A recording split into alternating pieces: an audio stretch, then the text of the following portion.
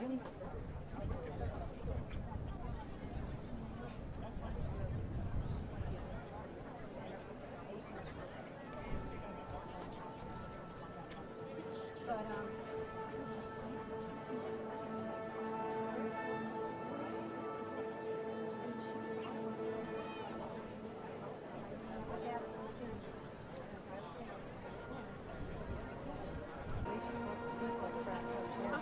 She has that face and she's like, really? That's what you're going to say to me?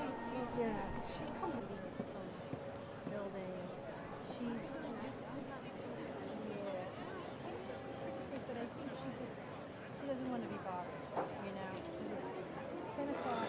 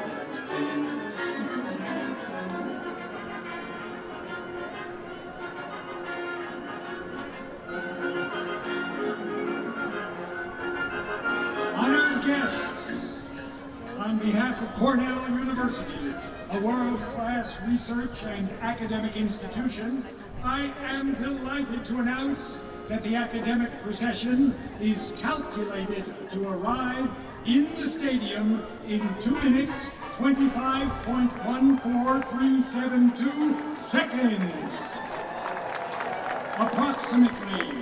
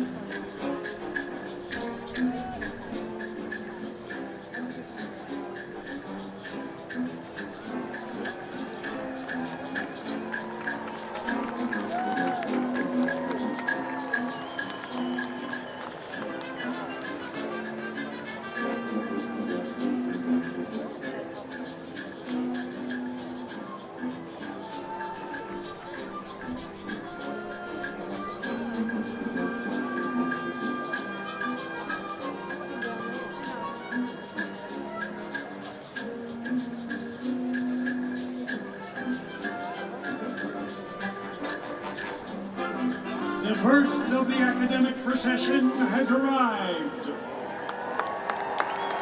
Leading the procession is the University Marshal, Professor Poppy McLeod. Following the University Marshal is the banner for the class of 2024. The class year banner bearers are Faith Elizabeth Choate and Nanor Saradari. The class marshals are Andres Madrigal and Colin Mellon. First to arrive behind the class banner are the PhD candidates of the graduate school. The symbol banner bearer is carried by Daniela Samor. Candidates are led by Dean of the Graduate School and Vice Provost for Graduate Education, Catherine J. Moore. The PhD degree marshals, college name banner bearers are Catherine Erminia Hagman and Jung-Yuk Khan.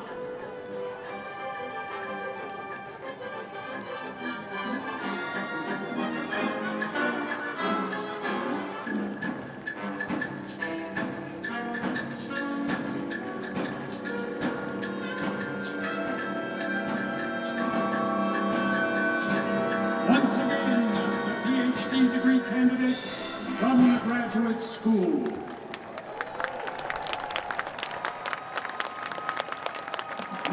for the master's degree candidates of the graduate school.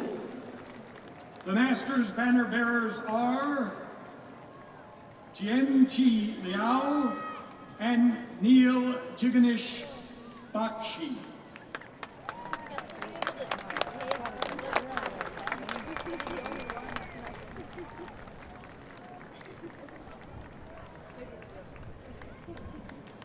For your information, the Weill Cornell Medical College in Qatar and Cornell Medical College in New York City have already participated in separate commencement ceremonies.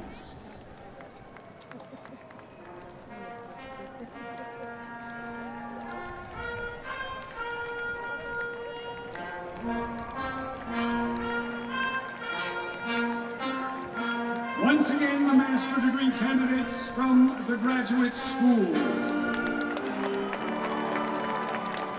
Next are the degree candidates from the College of Veterinary Medicine. Led by Dean Lauren D. Warnick and college banner bearers Olivia Vigiletti and Caroline Calabro. The degree marshals are Samantha Marie Lee and Martha Hoffman. The symbol banner bearer is Bristol Woods.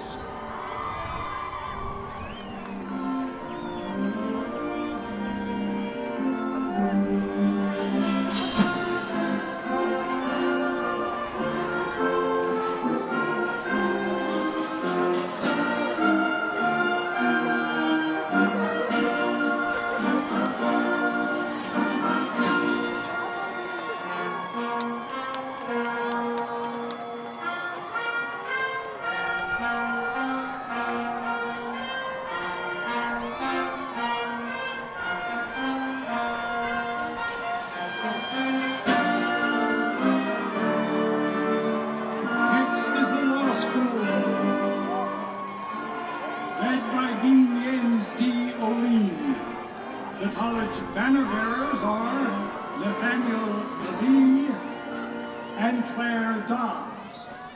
Degree marshals are Carolyn Click and Madeleine Bell. The symbol banner bearer is Leslie Naeli Ramirez.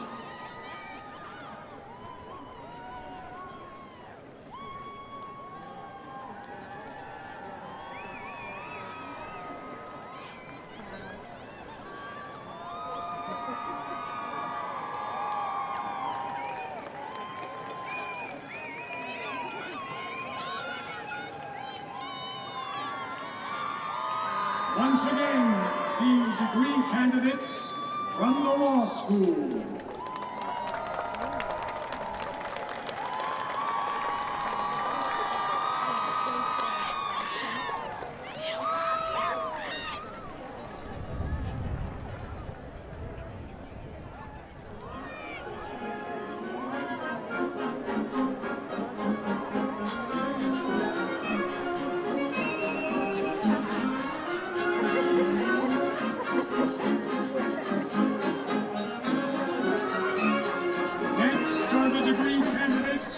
From the College of Arts and Sciences.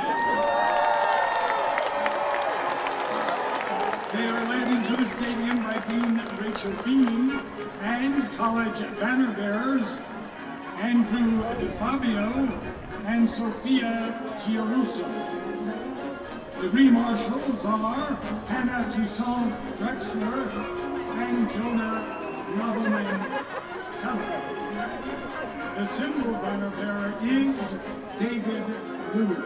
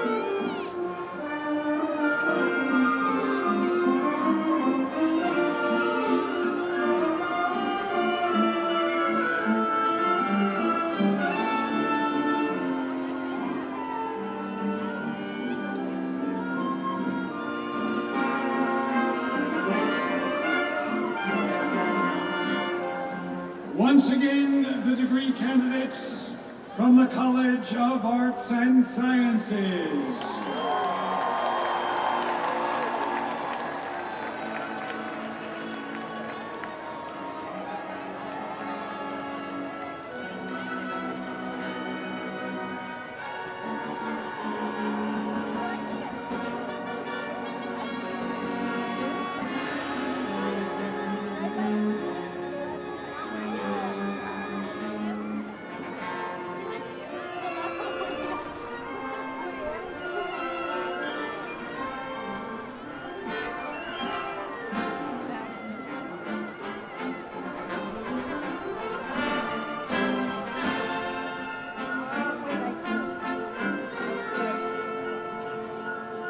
Next, the N.S. Bowers College of Computing and Information Science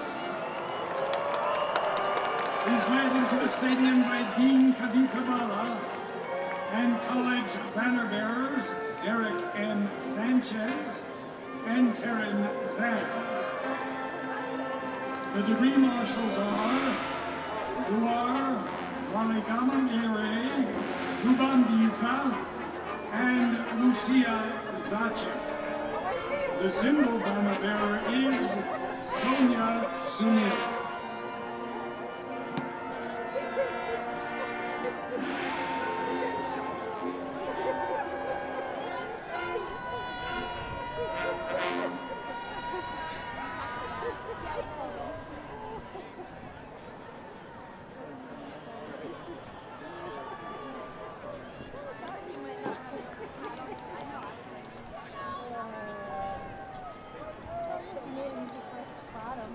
That's actually kind of cool.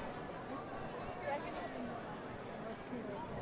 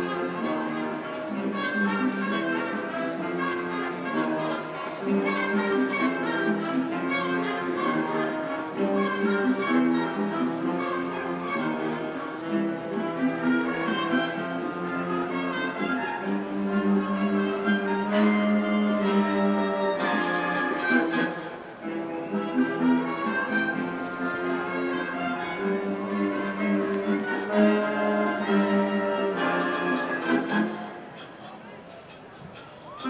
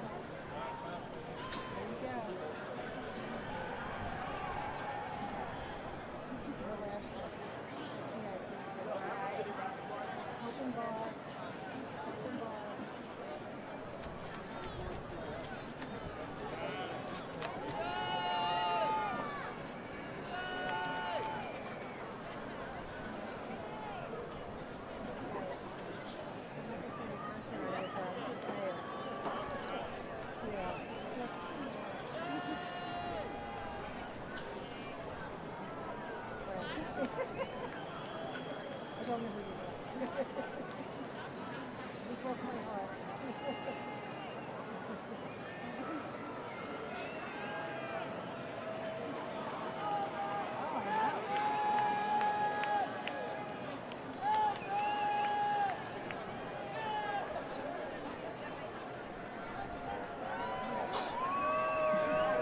Once again, the degree candidates from the Cornell and S. Powers College of Computing and Information Science.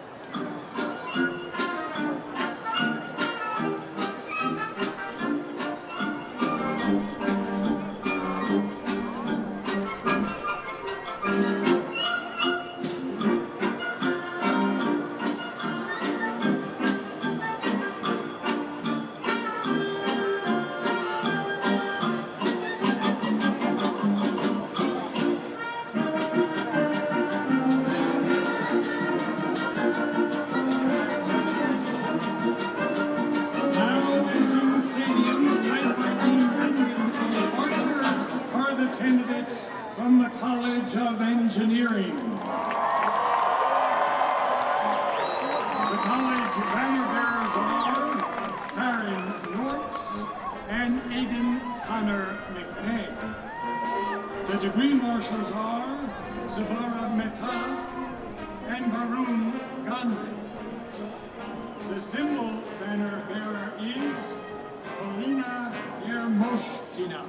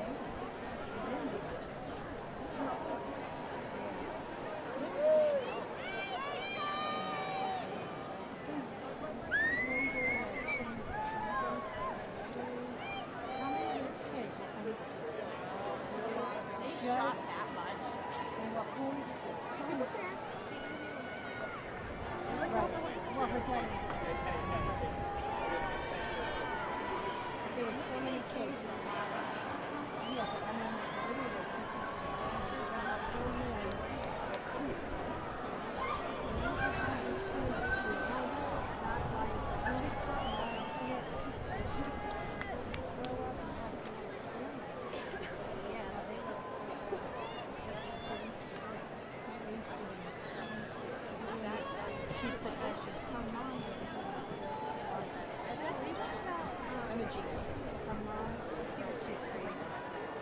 one is from Australia. You knew when she came in. Oh my God,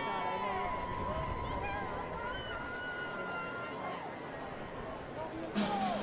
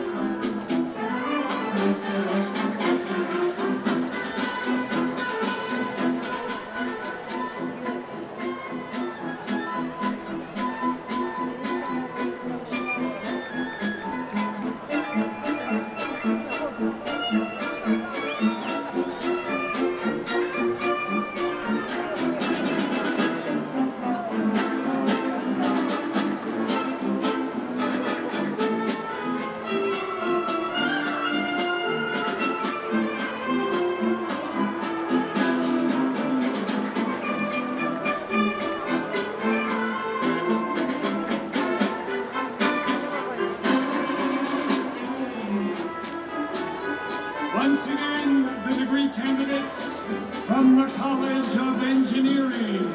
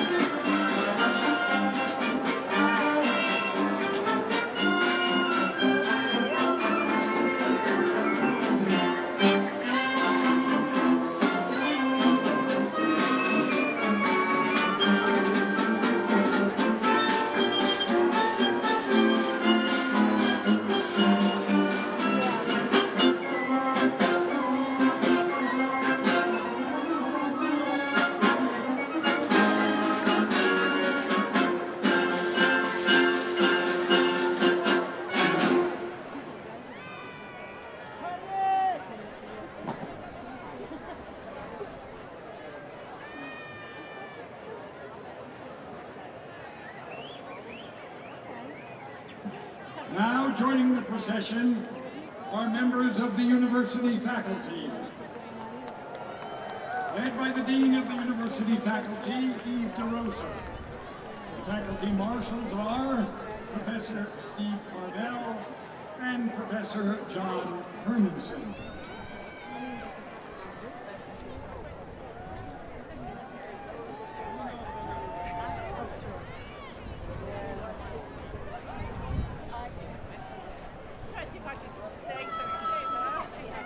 At this time, we acknowledge and thank the Cornell University faculty.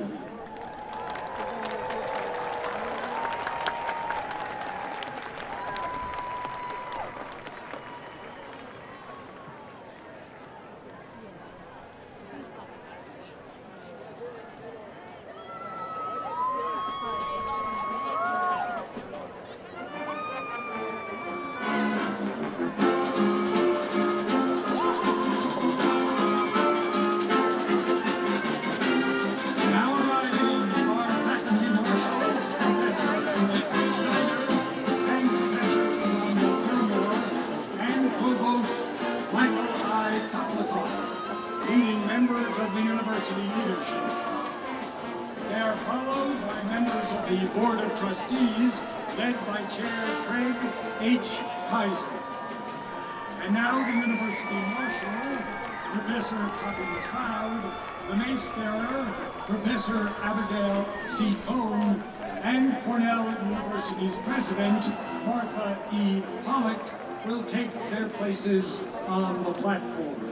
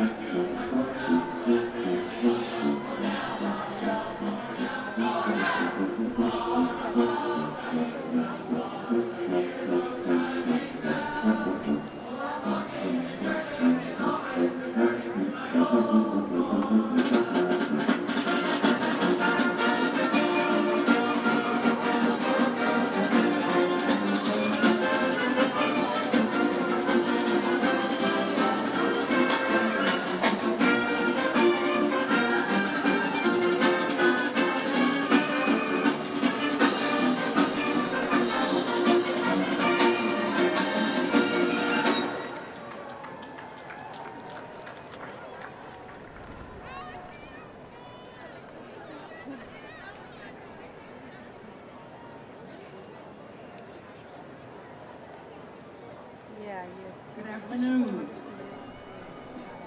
Good afternoon. I am Professor Poppy McLeod, the University Marshal.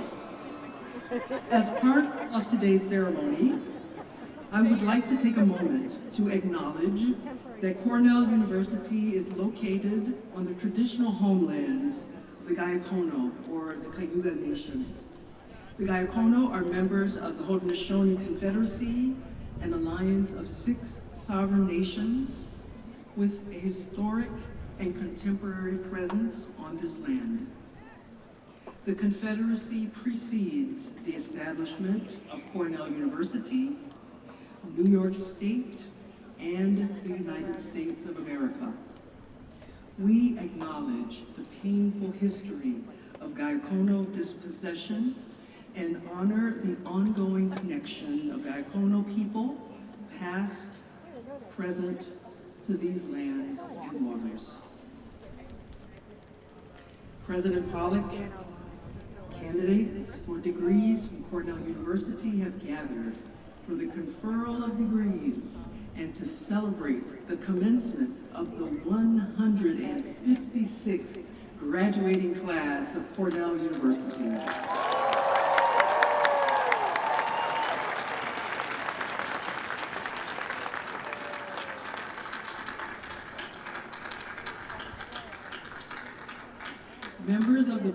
trustees, the faculty, university leadership, degree candidates, and guests are in their places.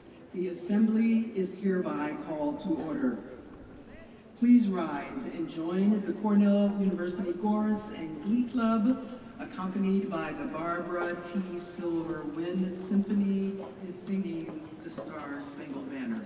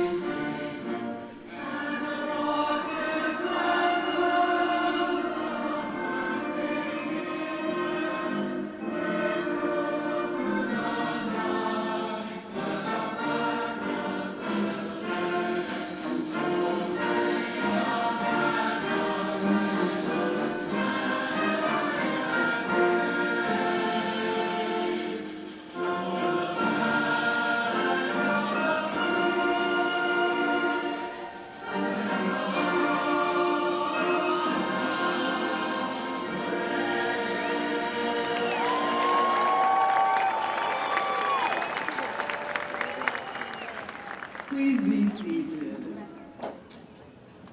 It is my privilege to introduce Michael I. Kotnikoff, University Provost.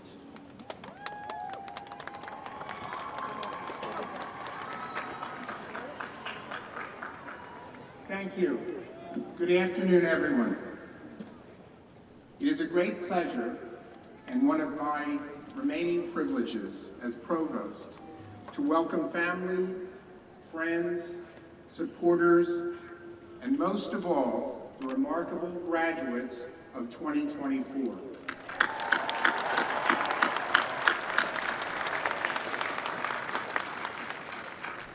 Graduates, congratulations. This has been a tumultuous year in many ways, and one I'm sure you will remember for the rest of your lives. It has been said that growth and comfort rarely coexist, a lesson that you will likely take with you from Cornell this year. Congratulations to all of you for navigating the difficulties and hopefully thriving in spite of them. Congratulations on learning and growing together as a community of Cornellians. Congratulations on all of your hard work and your successes. And congratulations on your thoroughly earned degrees.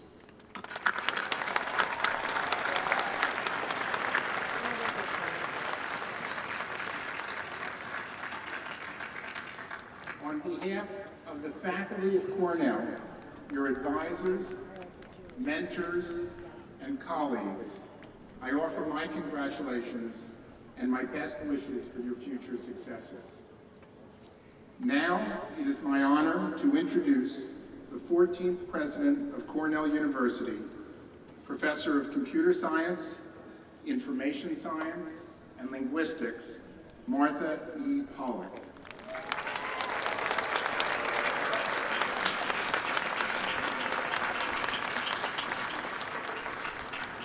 It has been my great honor and privilege to serve with Martha, and if I may, could I ask everyone now to stand and honor President Pollack on her years of service to Cornell in this, her last commencement address.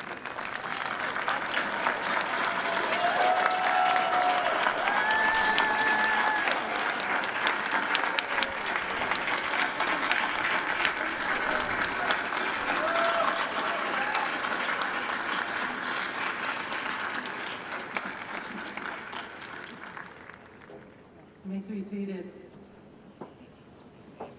Well, they're predicting.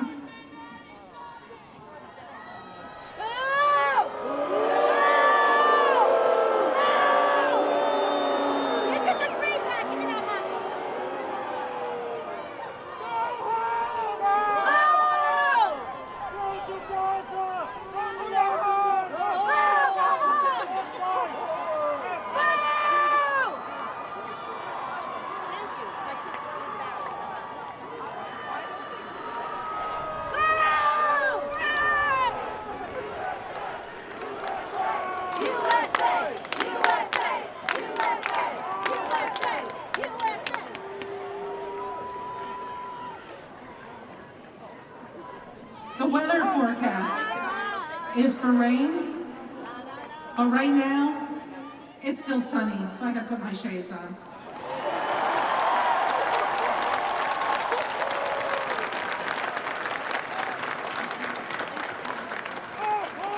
And I want to just greet all of you and say congratulations to our graduates and welcome to everyone sitting in the bleachers and everyone taking part via the live stream, all of the family and the friends who are joining us to celebrate these terrific graduates, the amazing Cornell class of 2024.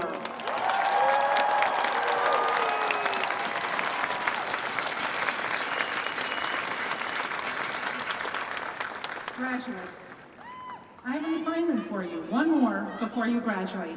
I'd like all of you who can to please stand up.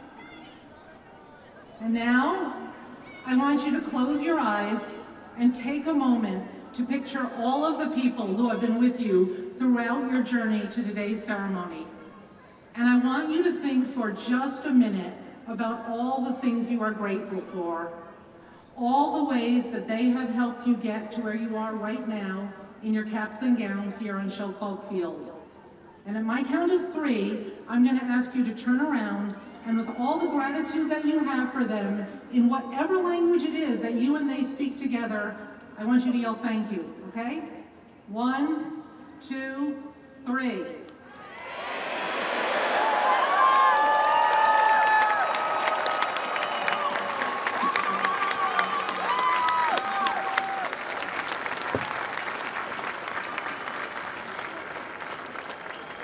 You can sit back down. And now I want to pause for another moment and remember the Cornellians whose graduation this should have been, and the people we wish could have been here to celebrate with us today, whom we remember with an empty chair on the field.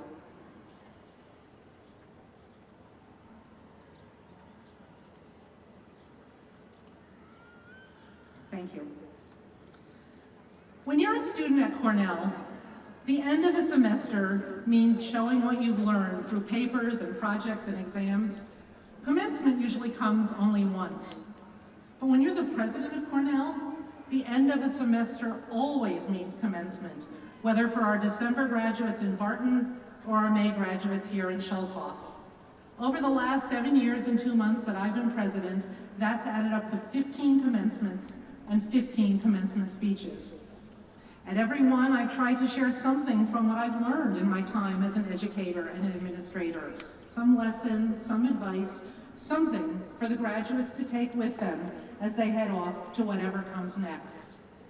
And I've been at enough commencements in my life here at Cornell and elsewhere to know that graduates have a lot on their mind and aren't necessarily functioning at peak attention level.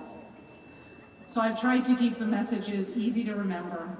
I've told classes of Cornellians to read, to be kind, to choose comfort over courage. Now, the nature of commencement is such that I never really know what anyone remembers.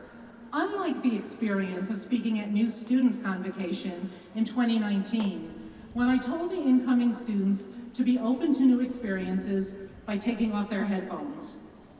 I know that one sank in, at least to some of them, because for years after that, I'd pass students on campus, they'd see me, they'd point to their ears and say, "Look, President Pollock, no headphones." This is my last commencement. There's no paper, no project, no exam that's required to complete a term as president. There's just this speech and the chance to share some lessons and maybe a little advice. I gave my first Cornell commencement speech in the spring of 2017 when I'd been here for just 6 weeks. I quoted from Daniel Freed, a career diplomat whose career spanned 6 presidents and events that seemed unthinkable when he graduated as part of the Cornell class of 1974.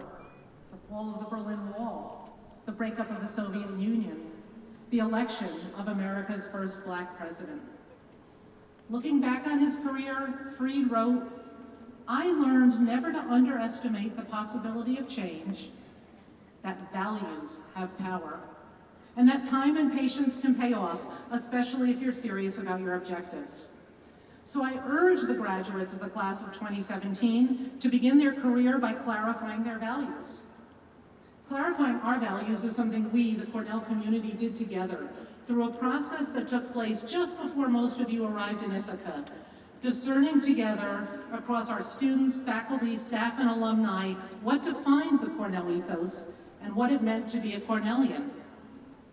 We arrived at 6 core values: purposeful discovery, free and open inquiry and expression, a community of belonging, exploration across boundaries, changing lives through public engagement, and respect for the natural environment. When we started that process, a lot of people asked me, most of them nicely, why defining our shared values mattered. What were we going to do with that statement of values once we had it? I answered, we're going to use it. And we have. But I had no idea back then how often we'd use it and how critically important it would be in the years ahead. That statement of core values has been vital to me as we've navigated the intensity and complexity of these past years. From a global pandemic to a national racial reckoning, through an increasingly divisive political culture and the reverberating impacts of an ongoing war. Clear values are a North Star in life and in leadership, casting light on complex situations and guiding your decisions when the way forward is anything but obvious. But just as a clear set of values will help you to navigate your lives, you'll also, throughout your lives, need to navigate your values. Because deeply felt values can come into tension with one another, and indeed, in any full and richly lived life, they will. And when that happens, we can do one of 2 things. We can choose to let one value give way wholly to another, or we can do the hard work of managing that tension, seeking a balance that honors both values to the fullest extent possible. At a personal level, finding ways to balance our values is something we do every day. You value your health and you want to work out more, but on weekdays it's either time at the gym or dinner with your family. You're deeply concerned about carbon emissions, but you work in a field where you have to travel.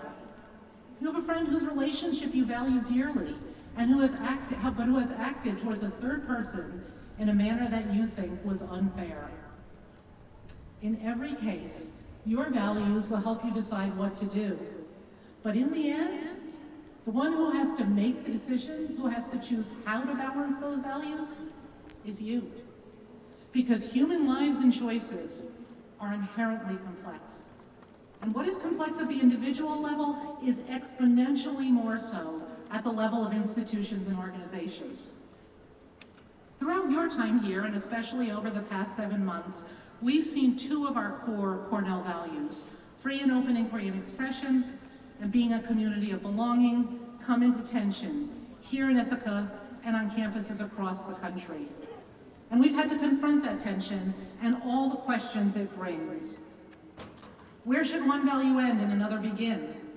When and how should one person's right to freely express their opinions, to advocate, argue, and protest, yield to another's right to go peacefully about their work and to feel a sense of belonging?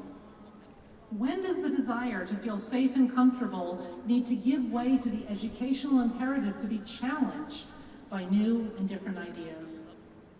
Part of our responsibility as a university is demonstrating how to hold these 2 values together, even when they are in tension, finding ways to honor both, even when we cannot do so absolutely, deploying all the tools available to us as scholars to find the compromises and the solutions that are, while imperfect, the best available.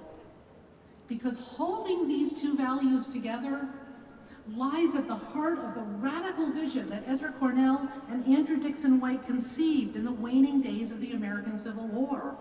A vision of a new kind of university, where no student would be excluded because of their sex or race or nationality, and no field of study would be out of bounds. In 1865, this idea was seen as dangerous, offensive, even heretical, an ill-advised experiment doomed to fail. But it was precisely that dual commitment to any person and any study, to not only tolerating, but valuing diversity in individuals and in ideas, that made our university and the model it set possible, a model on which the major university as we know it today is based. 159 years later, these two values of freedom of expression and of being a community of belonging are still in different ways under threat. Universities are being criticized for doing too much to make our communities more welcoming and diverse, or for not doing enough, for doing too little to protect speech, or too little to curtail it, or just as often for protecting or curtailing the wrong kinds of speech. Finding solutions to the tensions inherent in free speech is something that our nation has grappled with since the First Amendment was enshrined into law. Generations of courts and legislators, scholars and universities, and all of us here at Cornell this year have wrestled with the fundamental contradictions of this fundamental right. And a conundrum that has defied simple solutions for hundreds of years will not yield to them in the complex moment we inhabit now. If we curtail speech on the basis of its content, then we head down a dangerous path of handing over to others the right to decide what we can and cannot say, hear, or know. This is something that is an institution dedicated to discovering, pursuing, and disseminating knowledge we can never accept. So we seek other paths forward. We call out speech that is offensive, and we speak up in defense of those it affects. We draw a line between speech that expresses ideas and speech that crosses into threats and unlawful harassment. And we put into place policies that, however unpopular, are content neutral and designed to protect the health and safety of our community and ensure that our teaching and learning can proceed without undue disruption. One of my favorite stories of Cornell's early years involves our first president, Andrew Dixon White, who wrote a letter in 1874 responding to a question about whether Black students would be welcome at Cornell and whether he was concerned about backlash. President White's response was that the university would be very glad to receive any who are prepared to enter, even if all our 500 white students were to ask for dismissal on that account. There are moments like those when the university must demonstrate its commitment to its cherished values, even when they are in tension with one another, even when members of our community disagree on the right path forward, even in the face of great political and financial risk. We are at such a moment now, a moment where we must be an institution that first and foremost seeks academic excellence, that upholds the highest level of commitment to free and open expression, that stands firmly and clearly against all forms of hatred and bigotry, and that strives always to create a community of belonging where any person can find instruction in any study. I have been in higher education as a student, a researcher, a faculty member, and an administrator for nearly half a century. And I want to tell you that there has never been a more critical moment for our universities than there is today. We are facing gale-force political winds and a sped-up political culture that moves from outrage to outrage with no space for reasoned discourse, consideration, or debate. We need to push back against that with clarity and resolve, with intellectual humility, and with an openness to always improving to meet the moment. Higher education, with its culture that demands evidence and reasoned argument and a commitment to truth, is a bulwark against the threats of authoritarianism faced by our nation and our world. And it is critical that we continue to educate students in ways that enable them to foster our free and democratic way of life and to advance our society. The work of the university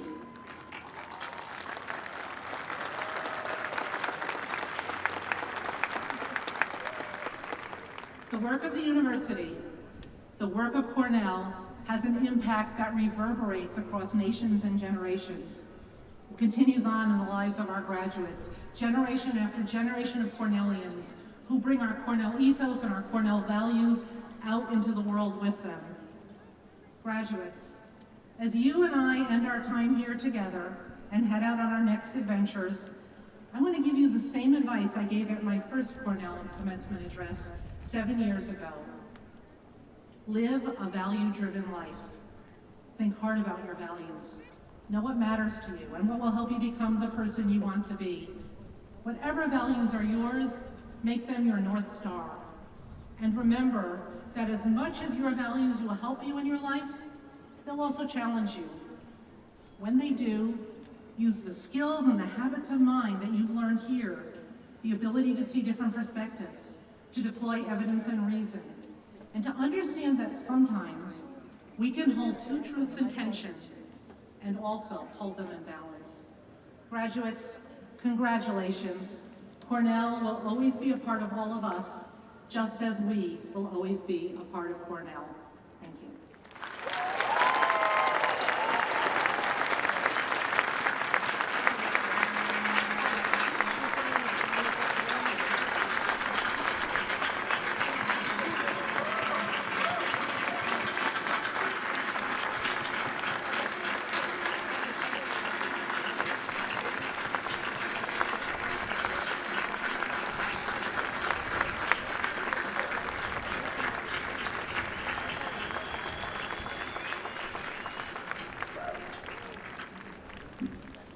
President Pollock, thank you for those thoughtful and inspiring words.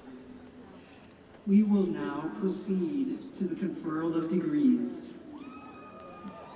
Due to the impending weather, we are going to confer all degrees at once.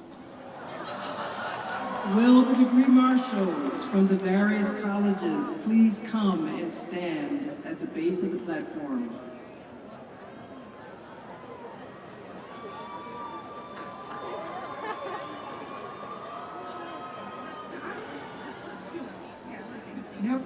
Never mind, we'll do the full ceremony.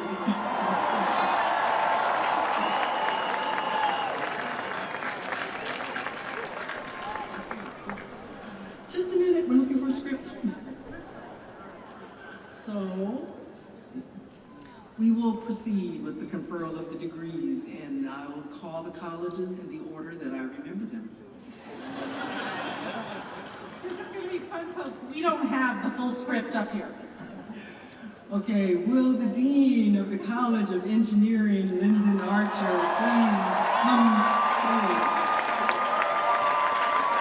Will the candidates for the degrees conferred by the College of Engineering please rise and the degree marshals approach the base of the platform?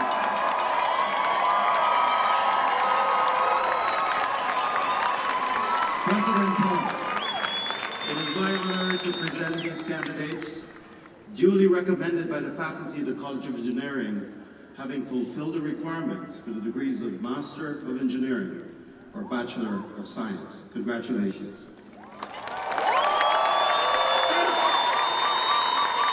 Thank you, Dean Archer. By the authority vested in me by the trustees of Cornell University, I hereby confer upon you the degrees of Master of Engineering and Bachelor of Science. appropriate to your field of study with all the rights, privileges, honors, and responsibilities pertaining thereto. Congratulations.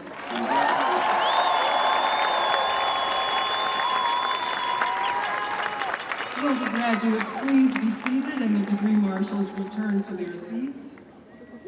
Will the Dean of the Cornell Graduate School, Catherine J. Bohr, please come forward? And candidates for the degree of Doctor of Philosophy, please rise. And the degree marshals come to the base of the platform.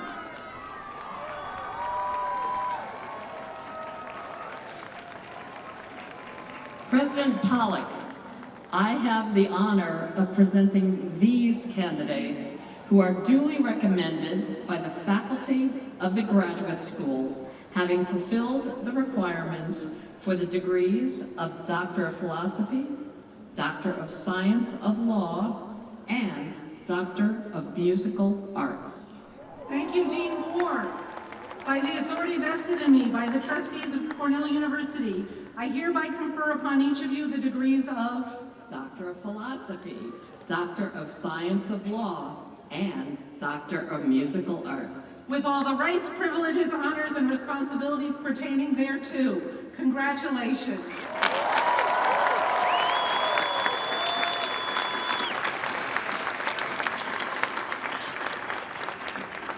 Cornell University welcomes the new doctors to the universal and ancient scholarly world. Congratulations. Will you, the doctors, please be seated and the degree marshals return to your seats.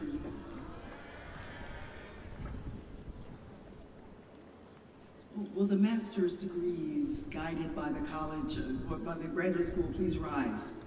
And the degree marshals come to the platform. President Pollock, I have the honor of presenting these candidates who are duly recommended by the faculty of the graduate school, having fulfilled the requirements for the master's degree, be it Master of Arts, Master of Food Science, Master of Industrial and Labor Relations, Master of Landscape Architecture, Master of Professional Studies, Master of Public Health, Master of Regional Planning, or Master of Science. Thank you, Dean Moore. By the authority vested in me by the trustees of Cornell University, I hereby confer upon each of you the degree Master of Arts, Master of Food Science, Master of Industrial and Labor Relations, Master of Landscape Architecture, Master of Professional Studies, Master of Public Health, Master of Regional Planning, or Master of Science. with all the rights, privileges, honors, and responsibilities pertaining thereto. Congratulations.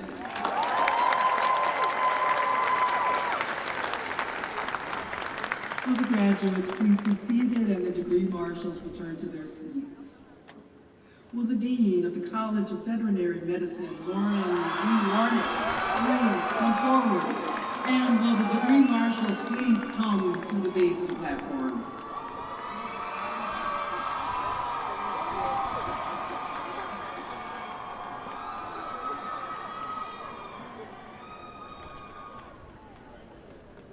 President Pollock, I have the honor to present these candidates who are duly recommended by the faculty of the College of Veterinary Medicine, having fulfilled the requirements for the degree of Doctor of Veterinary Medicine. Thank you, Dean Warnick. By the authority vested in me by the trustees of Cornell University, I hereby confer upon each of you the degree Doctor of Veterinary Medicine, with all the rights, privileges, honors, and responsibilities pertaining thereto. Congratulations.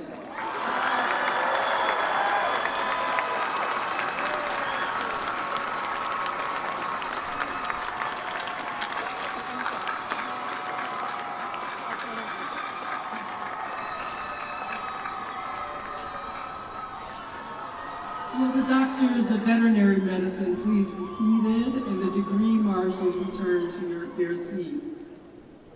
Will the Dean of the Cornell Law School, Jens D. Olaine, please come forward? And the degree candidates please rise. And will the degree marshals please come to the base of the platform? President Pollock, I have the honor of presenting these righteous candidates who are duly recommended by the faculty of the Cornell Law School, having fulfilled the requirements for the degree of Doctor of Law, Master of Laws, and Master of Laws in Law, Technology, and Entrepreneurship. Thank you, Dean Olaine.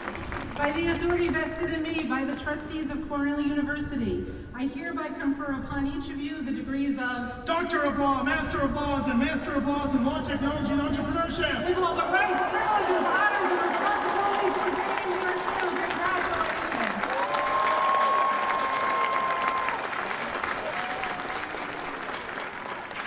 Will the graduates please be seated and the degree marshals return to their seats? Will the Dean of the College of Arts and Sciences, Rachel Bean, please come forward? And will the candidates please rise and the degree marshals approach the base of the platform?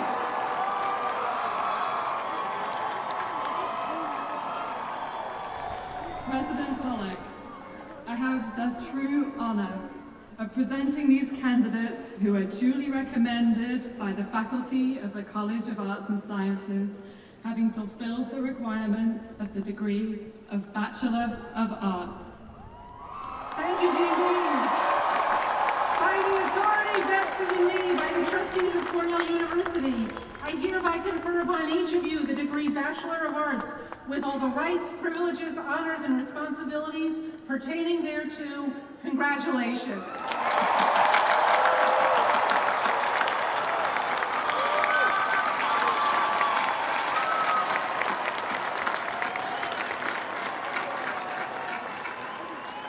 Will the graduates please be seated and the degree marshals return to their seats? Will the Dean of the Cornell Ann S. Bowers College of Computing and Information Science, Kavita Bala, please come forward? And will the candidates please rise and the degree marshals approach the base of the platform? President Pollock, I have the honor of presenting these innovative candidates who are duly recommended by the faculty of the Cornell Ann S. Bowers College of Computing and Information Science, the first Cornell college named for a woman.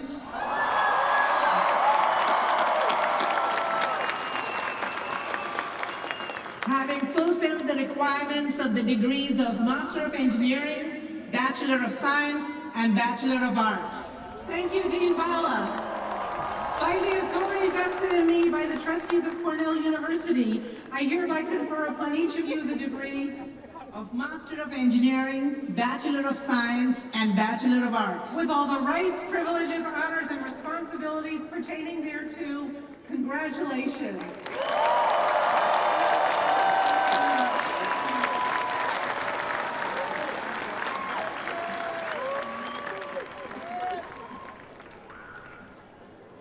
Everyone has, will the degree candidates please be seated? Okay, thank you. So this concludes our conferral. Everybody got their degree? Conferral of the degrees. Okay, bear with me, I'm ad-libbing. So the Cornell University Chorus and Glee Club will now perform the traditional evening song.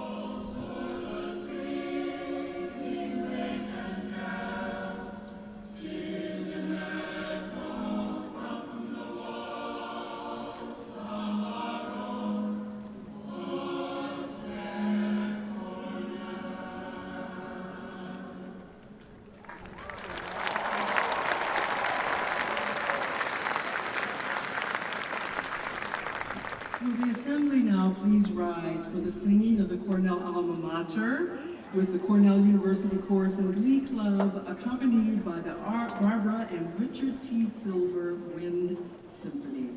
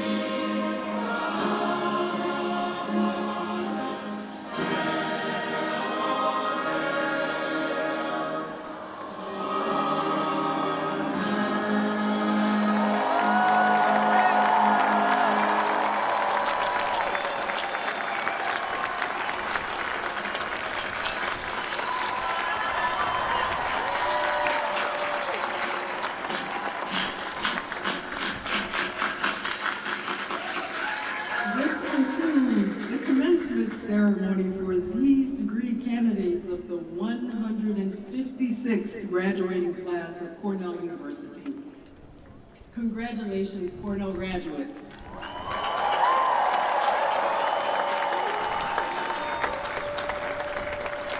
Thank you for joining us today, and again for congratulating our new graduates. Please remain standing during the recessional and then exit the crescent as directed by volunteers and staff.